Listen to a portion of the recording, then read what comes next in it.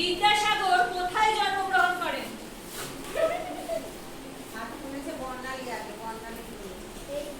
বলো। কোন জেলা? মেদিনীপুর জেলা বীরসিংহ গ্রামে জন্মগ্রহণ করেন।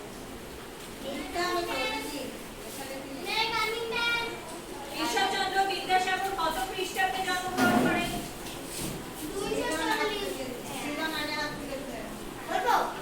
1820 খ্রিস্টাব্দে 26শে সেপ্টেম্বর। বিদ্যাসাগরের পিতার নাম কি?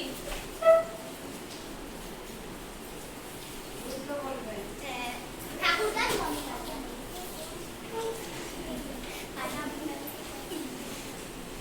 এটা ছোটরাও পারবি। গ্রাম থেকে শহরে আসার সময় বিদ্যাসাগর কি দেখে ইংরেজি সংখ্যা শেখেন?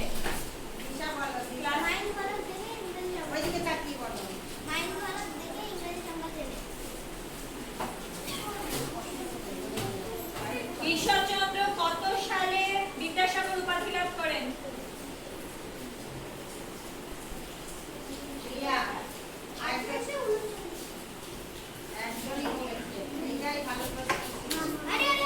আচ্ছা, কারা ঈশ্বরচন্দ্রকে বিদ্যাসাগর উপাধি প্রদান করেন?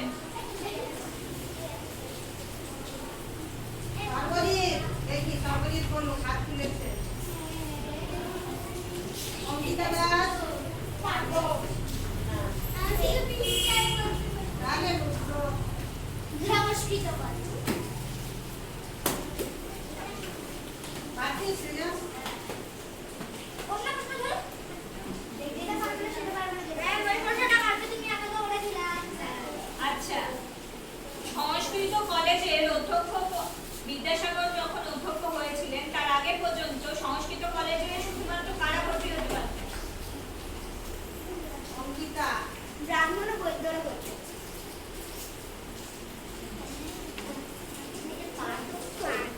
বিদ্যাসাগরের মায়ের নাম কি? ভগবতী দেবী। বিদ্যাসাগরের লেখা কতগুলি বইয়ের নাম বলো? আমি বলবো এই যে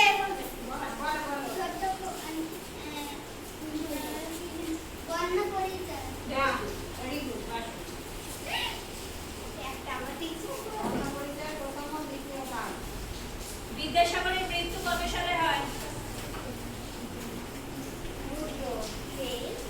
1791 খ্রিস্টাব্দে 29শে জুলাই। বাংলা গদ্যের জনক কাকে বলা হয়? বিদ্যাসাগর। ঈশ্বরচন্দ্র বিদ্যাসাগরের স্ত্রীর নাম কি? এই একটু কাটে কাটে গেছি।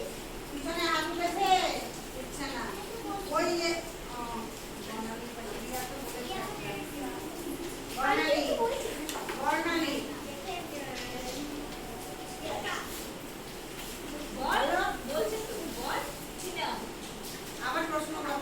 বিদ্যাসাগরের স্ত্রীর নাম কি? আমার একটুখানি মনে আছে। রুদ্র এরকম করে না। সেটা আমি পারবো। আমি হাফ পারবো। আমি পুরোটা পারবো। তার জন্য দিনময়ী দেবী। আচ্ছা, বিদ্যাসাগরের উদ্যোগে প্রথম হওয়া বিধবা বিবাহের পাত্রপাত্রী কে ছিলেন? রুদ্র কি হাত নেমে গেল কেন? শ্রীচন্দ্র,